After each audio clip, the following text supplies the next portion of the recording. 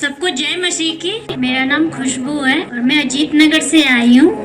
मुझे 13 साल की थी मैं, तब मुझे अस्थमा हुआ था और डॉक्टर से जब इलाज कराया था हमने तो स्टेज पार हो चुका था। डॉक्टर ने ये कहा था कि ये कभी सही नहीं हो सकती, जब तक मतलब रहेगी अस्थमा रहेगा और दवाइयाँ चलेंगी और ज्यादा है तो मतलब इनके खान पान पे ध्यान देना है, बाकी ये सही नहीं हो सकती कभी भी जिंदगी भर। और 3 साल से मुझे खुजली भी थी, इन्फेक्शन वाली, और मुझे पेट में सूजन थी, जिसके चलते कभी भी किसी भी टाइम मेरे पेट में दर्द हो जाता था, मतलब उठ बैठ भी नहीं पाती जब दर्द होते थे। तो अनुग्रह चर्च का पता चला मुझे, मैं यहाँ आई। एक सर को मैंने सब कुछ बताया, उन्होंने हमारे लिए प्रार्थना की।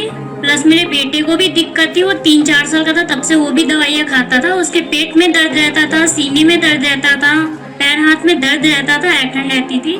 हम दोनों माँ बेटे मतलब दवाई खा के ही सोते थे। दिन भर में कम से कम 3 बार हम दवाइयाँ खाते थे। और दवाई खाने के मतलब एक बाई चांस ही कभी ऐसा होता था जो हम दवाइयाँ ना खाएं, नहीं तो हमेशा दवाई खाकर ही सोते थे। हमें यहाँ का पता चला, हम यहाँ आए, हमने सर से बात की, सर ने हमारे लिए प्रार्थना किया और हमारी अब 20 साल पुरानी जो बीमारी थी, अस्थमा की जो बीमारी थी मेरी 20 साल पुरानी, वो भी सही हो गई।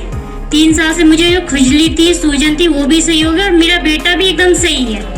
अब उसके भी मेरा 5वां ही हफ्ता है, 5वां संडे है और मेरे बेटे की भी दवाइयाँ बंद हो गई, मेरी भी हो गई।